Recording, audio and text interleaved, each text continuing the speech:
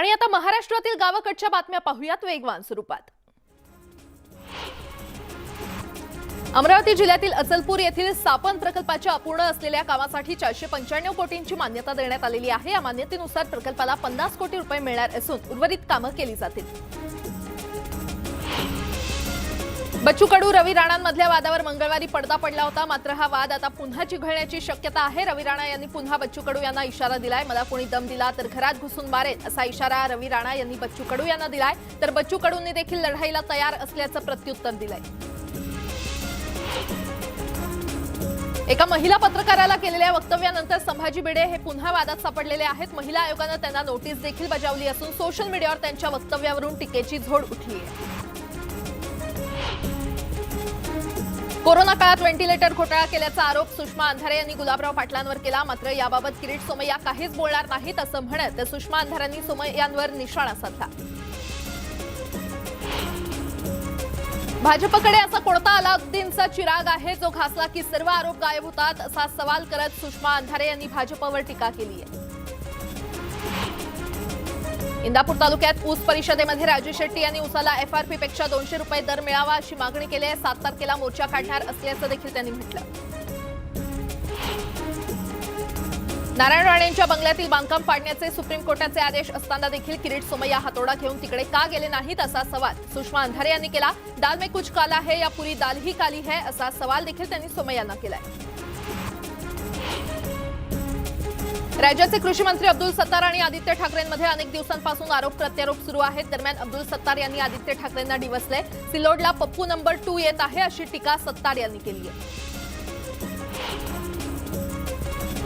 Cabinet मंत्री संजय राठोड यांच्या विरोधात संजय देशमुख यांना ताकद देण्यासाठी उद्धव ठाकरे मैदानात उतरणार आहेत। उद्धव ठाकरे 3 डिसेंबरला पोहरादेवीच्या दर्शनाला जाणार आहेत आणि यावेळी ते बंजारा समाजाच्या मेळाव्याला देखील हजेरी लावतील।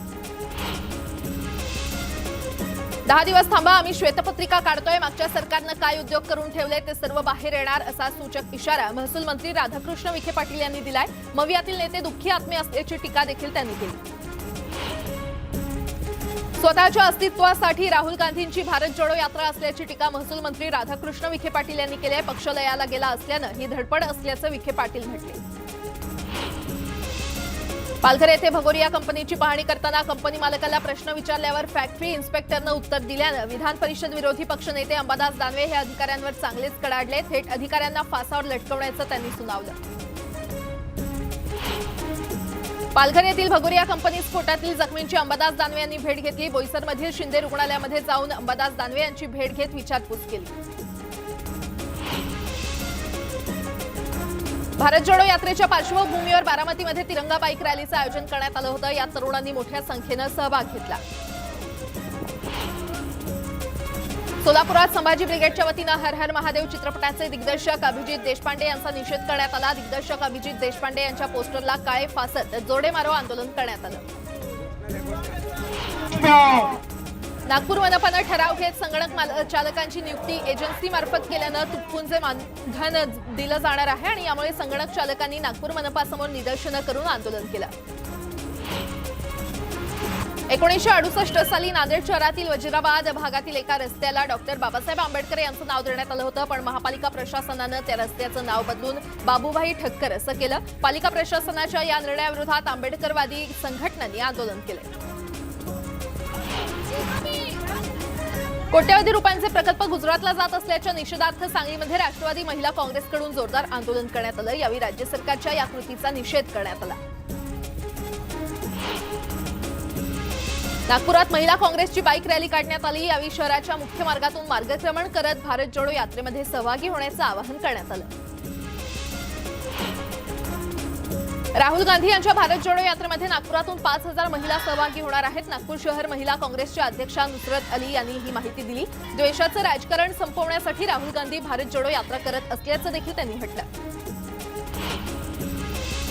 न्यूज 18 लोकमतच्या बातमीची कृषी विभागानं दखल घेतली आहे। राहता तालुक्यातील केलवड गावातील बाबूराव गमे या शेतकऱ्याला नुकसान भरपाईपोटी गुंठ्याला अवघ्या 5 रुपयांची भरपाई देण्यात आली होती आणि याबाबत वृत्त दाखवल्यानंतर कृषी विभागानं केलेल्या पंचनाम्यानुसार भरपाई दिली नसल्यास विमा कंपनीवर कारवाई करण्यात येणार आहे। राज्य शासनानं भूविकास बँकेच्या कर्जदार शेतकऱ्यांना कर्जमाफी देण्याचा निर्णय घेतला असून या निर्णयाचा धुळे आणि नंदुरबार जिल्ह्यातील शेतकऱ्यांना लाभ होणार आहे। धुळे नंदुरबार जिल्ह्यातील एकूण 665 सभासदांचे सुमारे 21,75,00,000 रुपयांचं कर्ज माफ होणार असल्याची माहिती भूविकास बँकेच्या धुळे शाखेच्या वतीनं देण्यात आली आहे। कापसाच्या उत्पन्नात झालेली घट आणि कमी दरामुळे धुळे जिल्ह्यातील कापूस उत्पादक शेतकरी चिंतेत सापडलेला आहे। कापसाला लावलेला खर्च निघेल की नाही या विवंचनेमुळे शेतकरी वर्ग हतबल झालाय। किमान हातात आलेल्या कापसाला तरी सरकारनं हमीभाव द्यावा अशी मागणी कापूस उत्पादक शेतकऱ्यांनी केली आहे। वाशिम जिल्ह्यात तूर पिकावर अंबर रोगाचा प्रादुर्भाव झाल्यानं तुरीचं उत्पादन घटण्याची शक्यता आहे, त्यामुळे शेतकरी वर्गातून भीती व्यक्त होते। वर्धा जिल्ह्यात सोयाबीनची काढणी सुरू असताना एकरी 2 ते 4 क्विंटल पर्यंतच उत्पन्न होतंय। सततच्या पावसानं सोयाबीनच्या उत्पन्नात घट झाल्यानं खर्च देखील निघणं कठीण झालंय, त्यामुळे शेतकरी चिंताग्रस्त आहेत। अज्ञाताने विषारी तणनाशक फवारल्यामुळे 4 एकरावरील कांदा रोप जळून खराब झाल्याची घटना येवला तालुक्यातील भारम येथे घडलेली आहे। या घटनेमुळे शेतकऱ्यांमध्ये चिंता निर्माण झाली असून या प्रकरणी पोलिसांनी गुन्हा दाखल करून तपास सुरू केलाय। न्यूज 18 लोकमतच्या बातमीचा पुन्हा एकदा इम्पॅक्ट झालाय। कोल्हापुरातल्या भर चौकात हुक्का ओढणं चांगलंच अंगलट आलेलं आहे। विशाल पहुजा याच्यावर शाहूपुरी पोलिसात गुन्हा दाखल करण्यात आलाय। माझं मत आहे की संयम डहाणूतील धानिवरी कोटवीपाडा येथील प्रधानमंत्री आवास योजनेतील घरकुल लाभार्थ्यांना वीज महावितरण विभागानं एका महिन्यातच 1,29,000 बिल दिलं आहे। वार्षिक उत्पन्न 20,000 रुपयांच्या जवळपास असलेल्या गायकर कुटुंबाला अचानक लाखोंच्या घरात बिल आल्यानं हैराण झाले। सणांच्या कालावधीमध्ये गोड पदार्थ आणि मिठाईसाठी खव्याचा खूप वापर होतो आणि याच काळात खव्यामध्ये भेसळ करण्याचं प्रमाण देखील जास्त आहे। नागपूरमध्ये अन्न आणि औषध प्रशासनानं 10 लाखांचा बनावट खवा जप्त केलाय। खराब मिठाई विकणाऱ्यांवर देखील कारवाई करण्यात आली आहे। बीआरटी मार्गातून खासगी वाहनांना देखील वाहतुकीची परवानगी द्या असं पत्र पोलीस आयुक्तांनी पुणे मनपा आयुक्तांना पाठवलं होतं। यानंतर मनपा आयुक्तांनी पीएमपीचे सीएमडी ओमप्रकाश बकोरिया यांना याबाबत अभिप्राय मागवला, मात्र त्यांनी बीआरटी मार्ग हे केवळ पीएमपी बससाठीच राखीव आहेत, त्यामुळे वाहतूक जलद आणि वेगानं होते असा अभिप्राय दिलाय। घाणीचं साम्राज्य आणि रुग्णांची हेळसांड करण्यासाठी चर्चेत असलेल्या साक्री रुग्णालयामध्ये सध्या लगबग सुरू आहे। केंद्रीय पथक येणार असल्यानं रुग्णालयाची रंगरंगोटी करण्यात येते। एरवी रुग्णसेवा आणि स्वच्छतेकडे कानाडोळा करणारं रुग्णालय केंद्रीय पथकासाठी धडपड करत असल्यानं संताप व्यक्त होतोय। दापोली खेड राज्यमार्गाची खड्ड्यांमुळे अक्षरशः चाळण झाली असून अपघातांचं प्रमाण देखील वाढलेलं आहे, त्यामुळे लवकरात लवकर खड्डे भरावेत अशी मागणी केली जाते। नंदुरबारमधील शेवाळी नेत्रंग महामार्गावरील जीवघेणे खड्डे मुख्यमंत्र्यांच्या दौऱ्याआधी बुजवण्यात आलेले आहेत। गेले कित्येक महिने हे खड्डे बुजवावेत यासाठी निवेदनं देण्यात येत होती, मात्र तो खड्डा बुजवण्यासाठी अखेर मुख्यमंत्र्यांना दौरा करावा लागला। आता याच महामार्गावरील करण चौफुली आणि निजरणमध्ये पडलेले खड्डे बुजवण्यासाठी पुन्हा मुख्यमंत्र्यांना बोलवायचं का असा सवाल नागरिक विचारतात। हिंगोली शहरातील हिंगोली ते नांदेड जाणाऱ्या महामार्गावरील रेल्वे उड्डाणपुलाचं काम सध्या सुरू आहे। हे काम प्रगतीपथावर आल्यानं हा मार्ग वाहतुकीसाठी बंद करण्यात आलेला आहे। पुढील 2 महिन्यांसाठी हा मार्ग बंद असेल। वारी काळात पोलीस रस्त्यावर पेट्रोलिंग करणार आहेत। प्रत्येक वारी मार्गावर पेट्रोलिंग करावं, स्पीकरद्वारे सातत्यानं त्यांना सूचना द्याव्यात असे आदेश नूतन पोलीस अधीक्षक शिरीष सरदेशपांडे यांनी दिलेले आहेत। सर्वसामान्यांची जीवनवाहिनी असलेल्या लालपरीचं आता लाईव्ह लोकेशन मिळणार आहे। रत्नागिरी एसटी विभागातील 760 एसटींमध्ये व्हेइकल ट्रॅकिंग सिस्टम बसवण्यात आलेली आहे। अंतिम चाचणीनंतर प्रवाशांना ही सुविधा उपलब्ध होणार आहे। लाचलुचपत प्रतिबंधक विभागाच्या वतीनं राज्यभर जनजागृती कार्यक्रमाचे आयोजन करण्यात आले। चंद्रपुरात देखील गर्दीच्या ठिकाणी विभागाच्या कार्यप्रणालीबाबत जनजागृतीपर पत्रके वाटून माहिती देण्यात आली। भीमाशंकरमधील आदिवासी बांधवांसाठी काम करणाऱ्या शाश्वत संस्थेच्या संस्थापिका कुसुम कर्णिक यांचं निधन झालंय। माजी गृहमंत्री दिलीप वळसे पाटील यांनी कुसुम कर्णिक यांच्या निधनावर शोक व्यक्त केलाय। शेतकरी नेते माधवराव मोरे यांचं वृद्धापकाळानं निधन झालंय। माधवराव मोरे यांनी शरद जोशी यांच्यासोबत 80-81 दरम्यान मोठं आंदोलन उभारलं होतं। त्यांच्या निधनानं देशातील शेतकऱ्यांचा आवाज हरपलाय।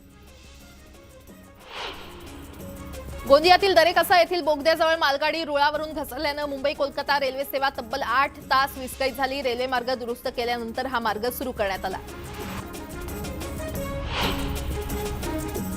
सोलापूरच्या दातपूरमधील शिवारात ऊसासोबत गांजाची देखील लागवड केल्याचं कामती पोलिसांच्या छापेमारीमध्ये उघडकीस आलेला आहे। या प्रकरणी 75 गांजांची झाडं आणि 90 किलो गांजा जप्त करून पोलिसांनी शेतकऱ्याला अटक केली आहे। आणि आता पुन्हा एकदा गावाकडच्या बातम्या पाहूयात वेगवान स्वरूपात। दारू पिऊन घरात भांडण करणाऱ्या मुलाला कंटाळून बापानं कुऱ्हाडीचा घाव घालून मुलाचा खून केला। मावळातील संदुंबरे या गावात ही घटना घडली आणि आरोपी बाळू बोरकर याला आंबी एमआयडीसी पोलिसांनी ताब्यात घेतले। सीबीडी बेलापूरमध्ये एका 72 वर्षीय ज्येष्ठ नागरिक सेक्स टॉर्शनच्या जाळ्यामध्ये अडकल्याचं उघड झालंय। काही दिवसांपूर्वी त्यांच्या फोनवर अज्ञात महिलेचा व्हिडिओ कॉल आला होता आणि हा कॉल रेकॉर्ड करून व्हायरल करण्याची धमकी देण्यात आली। प्रकरण मिटवण्यासाठी या व्यक्तीला 1,27,000ची खंडणी त्यानं दिल्याचं समोर आलंय। मात्र त्यानंतरही ब्लॅकमेलिंग सुरूच असल्यानं अखेर गुन्हा दाखल करण्यात आला। भीमा नदी पात्रात बोटीच्या साहाय्यानं वाळू तस्करी करणाऱ्या विरोधात अहमदनगरच्या स्थानिक गुन्हे शाखेच्या पोलिसांनी धडक कारवाई केली आहे। या कारवाईमध्ये वाळू उपसा करणारी बोट आणि ट्रक जप्त केला असून 6 आरोपींच्या विरोधात गुन्हा दाखल करण्यात आलाय। भंडाऱ्यात दिवाळीच्या कार्यक्रमात जोरदार हाणामारी झाली। हुलडबाजी करणाऱ्या तरुणांना समजवायला गेलेल्या पंचायती समिती उपसभापतीसह 4 आयोजकांना लाठ्याकाठ्यांनी मारहाण करण्यात आली आहे। जखमींवर खासगी रुग्णालयामध्ये उपचार सुरू असून 6 तरुणांविरोधात गुन्हा दाखल करण्यात आलाय। बीडच्या कुटीर रुग्णालयातील महिला रुग्णांशी अश्लील वर्तन करणाऱ्या वैद्यकीय अधिकारी डॉक्टर अशोक बांगर यांची नियुक्ती रद्द करा या मागणीसाठी रुग्णालयासमोरच ठिय्या आंदोलन करण्यात आलं। या वैद्यकीय अधिकाऱ्याचं तात्काळ निलंबन करा अशी मागणी यावेळी करण्यात आली।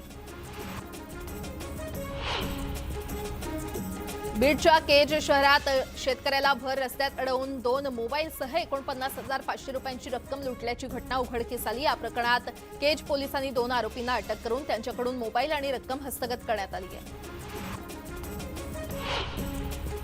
घरफोडी प्रकरणातील आरोपीचा 1 किलोमीटर पाठलाग करून त्याच्या मुसक्या आवळण्यात बीड पोलिसांना यश आलेलं आहे। घरफोडी करून 1,67,000चा मुद्देमाल चोरीला गेला होता। यात 3 आरोपींचा समावेश आहे।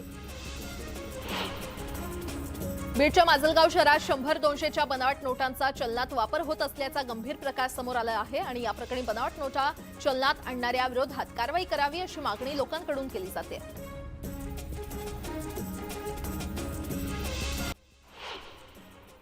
मुंबई गोवा महामार्गावरील भोसले घाटाच्या वळणावर पलटी होऊन गॅस गळती झालेल्या टँकरला 6 क्रेनच्या सहाय्यानं उचलण्यात आलंय। तब्बल 19 तासानंतर टँकरला उचलून सुरक्षित ठिकाणी ठेवण्यात आलं। पदवीधर मतदारसंघाच्या निवडणूक संदर्भातील बैठकीसाठी माजी आमदार चैनसुख संचेती हे जात असताना बोथा घाटात एसटीनं त्यांच्या गाडीला धडक दिली। त्यामध्ये गाडीचं मोठं नुकसान झालं असून कुणालाही इजा झालेली नाही। जुन्नर तालुक्यातील पारगाव मंगरुळ इथल्या चौकात वेगानं येणाऱ्या कारनं रस्ता ओलांडणाऱ्या दुचाकीला जोरदार धडक दिली। या अपघातात दुचाकीवर मागे बसलेली महिला आणि तिच्यासोबत असलेलं छोटं बाळ हवेत उडून खाली पडलं। यामुळे रस्त्यावर दुभाजक बसवण्याची मागणी आता जोर धरू लागली आहे।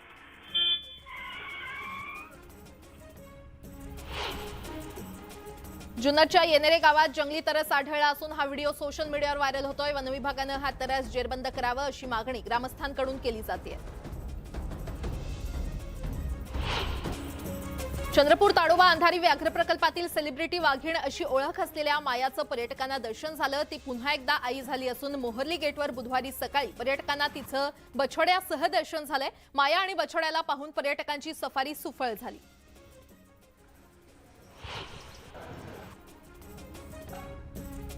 दिल्लीतील तालकटोरा स्टेडियममध्ये पार पडलेल्या आंतरराष्ट्रीय कॅटल बेल स्पर्धेमध्ये मीरजच्या सिद्धार्थ विजय सरपोतदार यांनी सुवर्ण पदक पटकावलेलं आहे। 24 किलोग्राम वजनाचा कॅटल बेल 83 वेळेला 8 मिनिटात उचलला आणि 16 देशातील 250हून अधिक स्पर्धकांनी या स्पर्धेमध्ये भाग घेतला होता।